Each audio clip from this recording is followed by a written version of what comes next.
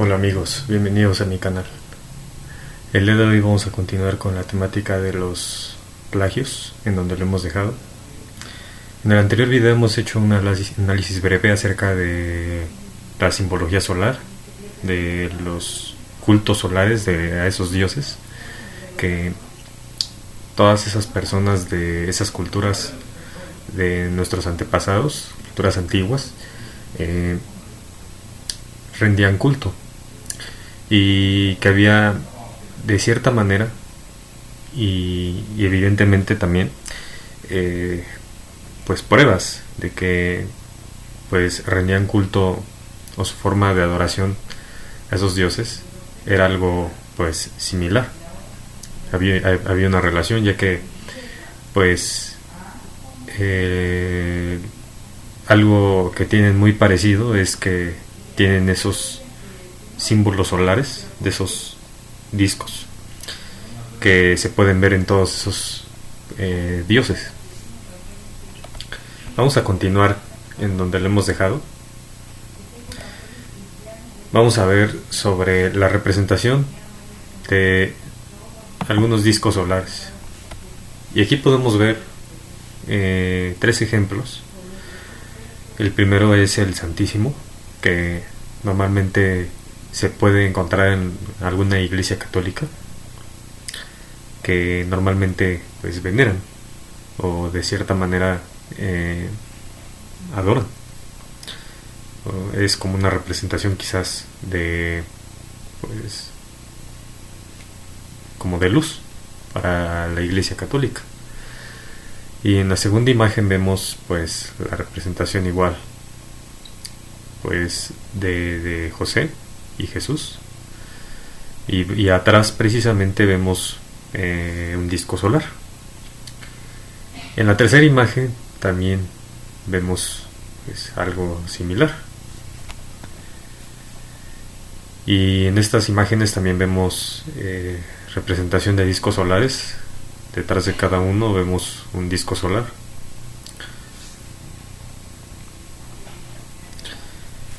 Y bueno, ¿y esta persona quién es?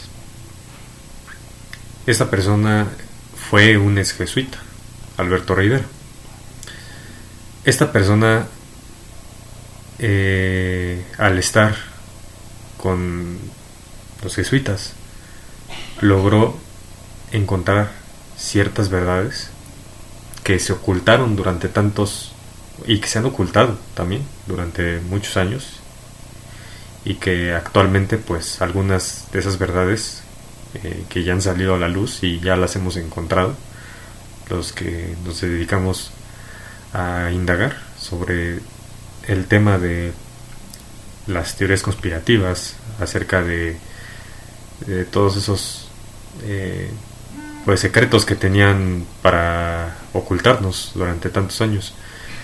Alberto Rivera pues precisamente se dio cuenta de todo esto y plasmó en unos libretos, o como tipo cómics,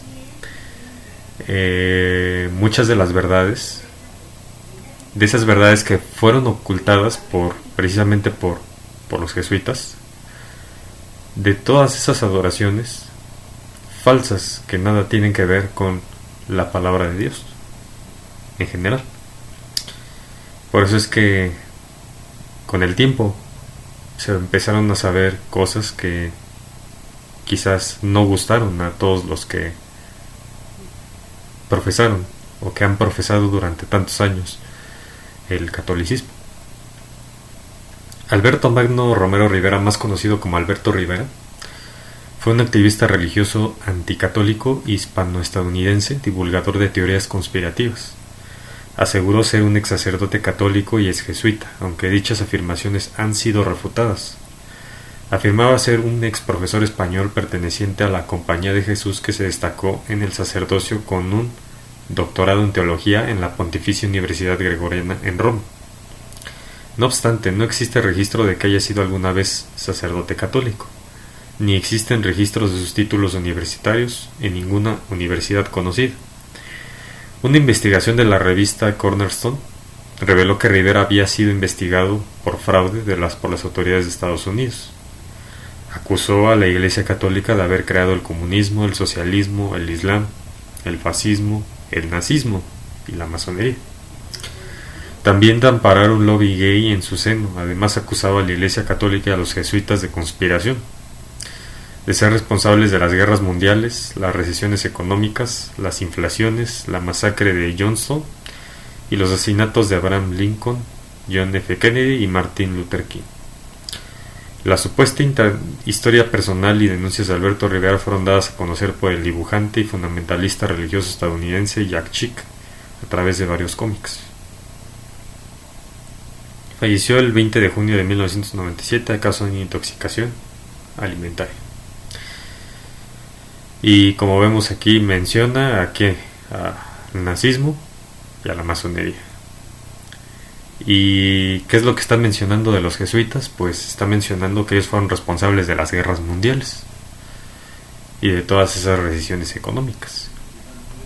Y como ya lo he explicado en mi temática anterior, donde demostré que precisamente los jesuitas se han encargado pues de trabajar fuertemente para poder infiltrar tantas organizaciones con el fin de poder hacer cambios. ¿Pero qué? Con un objetivo. Y precisamente ese objetivo es el que la élite, porque sabemos que jesuitas, masonería, sociedades secretas, entre otras organizaciones o sociedades o sectas que se dedican precisamente, que quizás no conozco o no conocemos, se dediquen a un objetivo para el dirección y el destino de la humanidad. Bueno, sabemos que cada quien tiene su vida, por supuesto, pero ellos precisamente buscan un objetivo mundial. Por eso de ahí el nuevo orden mundial. Por eso es que ellos buscan un objetivo para poder hacer un cambio e implantar un esquema, y a través de cierta programación predictiva, que como ya lo he dicho, a través de distintas películas, de distintas series de televisión, hasta las mismas caricaturas, etcétera, podemos encontrar de cierta manera las piezas del rompecabezas. Y este es uno de los cómics que estaba mencionando, y este se llama La Fuerza, de Alberto. Esto es la cuarta parte, y abajo pues menciona que dice que caída es la gran Babilonia, y es hecha habitación de demonios y guarida de todo espíritu inmundo y albergue de toda ave sucia y aborrecible, acorde al texto de Apocalipsis 18:2. Y dentro de este pues librito tipo cómic podemos encontrar cosas bastante interesantes, y aquí vemos que pues como dibujos de todo lo que llegaba a pasar desde Egipto, por ejemplo, y ciertas adoraciones o cosas que llegaban a pasar hace ya pues muchos años. Dios permitió que fueran esclavos en Egipto por 400 años. En ese tiempo edificaron a Faraón las ciudades de los bastimentos, Fitón y Ramses, según Éxodo 1:11. La religión de Semiramis y Nimrod se extendió hasta Egipto. Sabemos que pues viene de Babilonia. Desde Babilonia es donde comenzó ese culto. Si más no recuerdo, desde Babilonia es de donde comenzó ese culto, y que se ha extendido durante tantos años y que ha llegado hasta nuestra actualidad en ciertas religiones. Y no nada más estoy acusando, por supuesto que no lo estoy haciendo, no estoy acusando a la religión católica para mencionar acerca de exactamente ese culto, pero es en la que más porcentaje se puede ver de ese tipo de adoración. Pronto el culto al sol se convirtió en la religión del país. Los dioses de Babilonia recibieron nombres egipcios. Qué curioso, ¿no? Curiosamente ya desde ahí es donde comenzó todo. Y en Egipto ya se comenzaban a hacer pues esos cultos, y posteriormente ya los dioses de Babilonia recibieron nombres egipcios. Pues como vemos, me lo estoy inventando yo, todo lo que estuve mencionando en la temática anterior de los 6000 años. Pues no, como ven, aquí hay evidencias de que realmente hubo un culto y que hubo predecesores que siguieron aún con ese mismo culto. Bueno, aquí corrijo lo que acabo de decir acerca de que comenzó en Babilonia. No, es que Egipto es más antiguo todavía.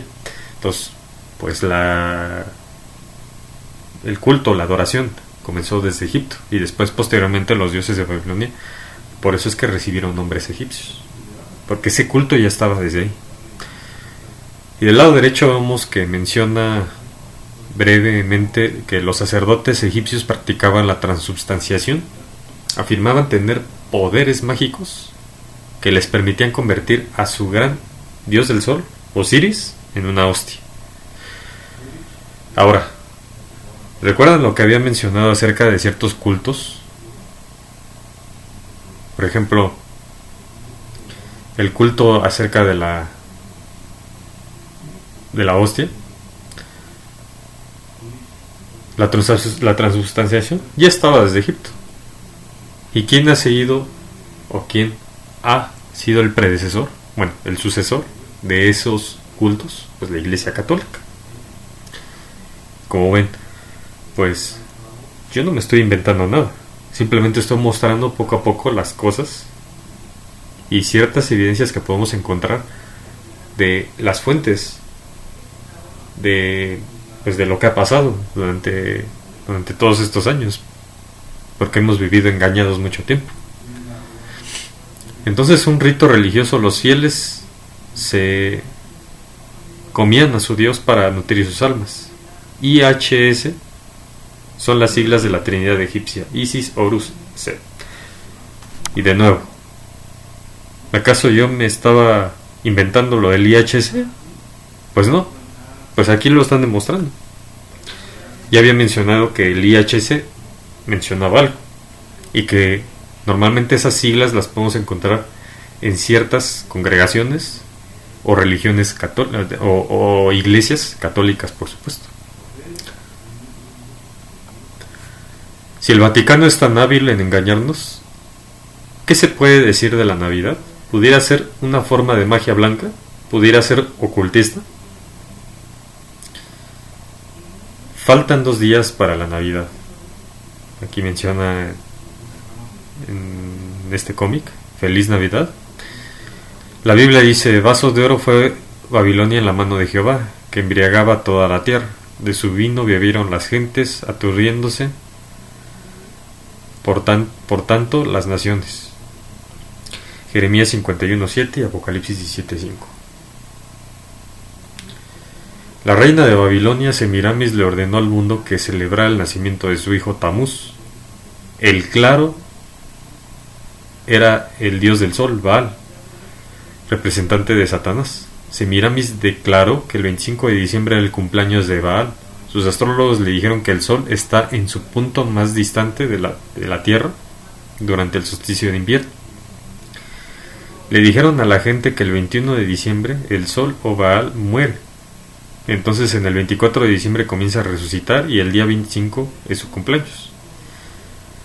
Y notamos aquí en qué es lo que se están basando para poder rendir ese culto a Tamuz. Curioso, ¿no? ¿Y en qué día? Con el tiempo, en todo el mundo el 25 de diciembre se adoraba al sol bajo estos varios nombres: Tamuz, Horus, Osiris, Sol, etc. Era tiempo de orgías, sacrificios de niños, a Baal, borracheras y regocijo. Semiramis ordenó que los árboles se decoraran con bolitas que representaban al sol. Curioso, ¿eh? Ya con el arbolito de Navidad ya empezamos a notar cosas que pues no cuadraban. ¿Qué significado tenía? Pues mucha gente no lo sabe.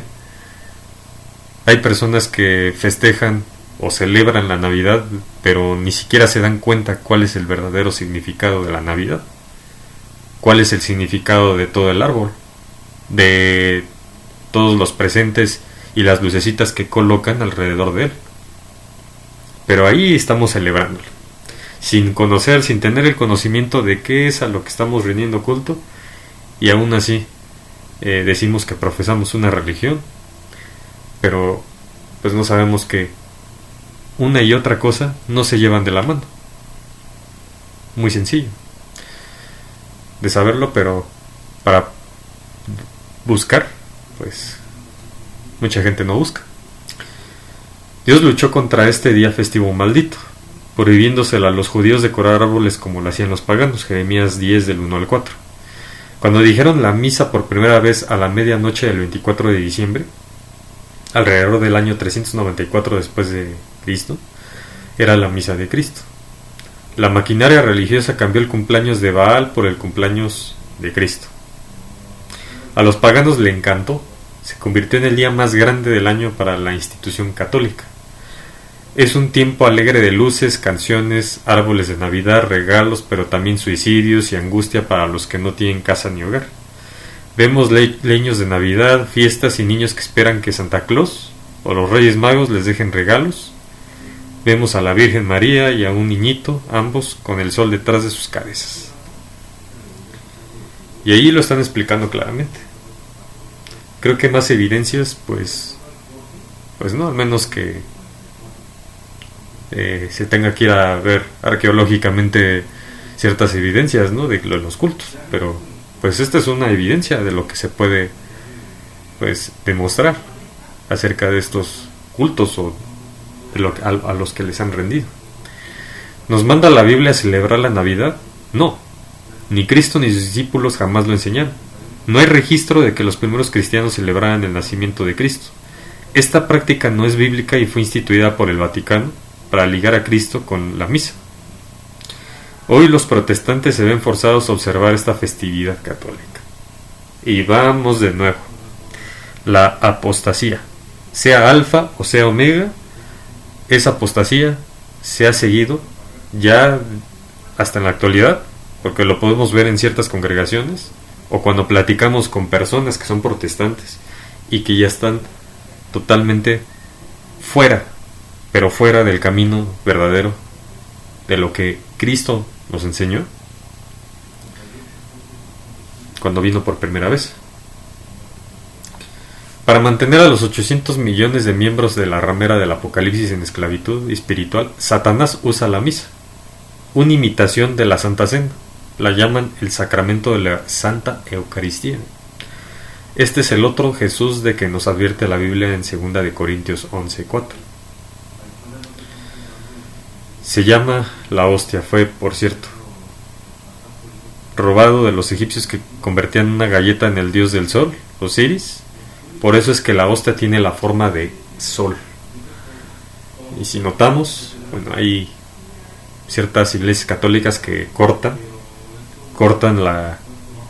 la hostia para poder darla a las personas, porque a veces pues no tienen suficientes quizás para poderlas dar, o a veces las dan enteras.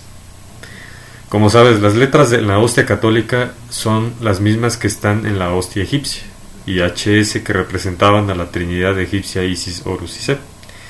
La ramera las cambió a las 3 primeras letras del santo nombre de Jesús en griego. Este símbolo fue escogido por los jesuitas como su insignia. Ah, qué curioso que les hayan puesto las siglas, ¿no? Ellos. Aunque no, normalmente, bueno, no todas las iglesias católicas cuando dan la hostia a sus feligreses, pues no precisamente tienen esas letras. Pero, pues, desde un inicio, cuando comenzó todo este culto, las primeras iglesias comenzaron a colocar estas siglas. Para un católico romano, al no participar en el sacramento de la Santa Eucaristía es ser condenado por la eternidad. Los católicos que comen a este otro Jesús, 2 de Corintios 11:4, con la forma del sol, no están comiendo simbólicamente al Jesús de la Biblia. Están comiendo a Baal el dios del sol, símbolo de Satanás. Curiosamente, un disfraz es como si una persona fuera muy presentable a algún lugar, con una imagen física que impacta a las personas, pero por dentro está hecho una verdadera basura. Esa es la forma en que nos venden todo esto. ¿Para qué? Para poder aceptar todas estas adoraciones, estas prácticas, que por dentro está la maldad. Es la única palabra que se puede expresar de todo esto. En resumen, la habitación de demonios, el Vaticano logró tirar una red de ocultismo sobre todos sus miembros. Los católicos le tienen terror a las palabras de Cristo cuando les ordena: salid de ella, pueblo mío. Apocalipsis 18:4. En vez de creer en la Biblia y las palabras de Cristo, prefieren seguir las enseñanzas de la gran ramera del capítulo 17 de Apocalipsis, que afirma con orgullo: no hay salvación fuera de la Iglesia de Roma. Bueno, más adelante voy a tratar con detalle en otra temática de las profecías de Daniel y Apocalipsis, sobre todo lo que ha pasado precisamente en el Vaticano y el cumplimiento de todos esos periodos, y que están registrados en la misma Biblia, así como en la historia. Aquí podemos ver algunas banderas con simbología solar. Por ejemplo, pues Uruguay con el sol, y los típicos colores de la masonería: el azul, el blanco y el rojo.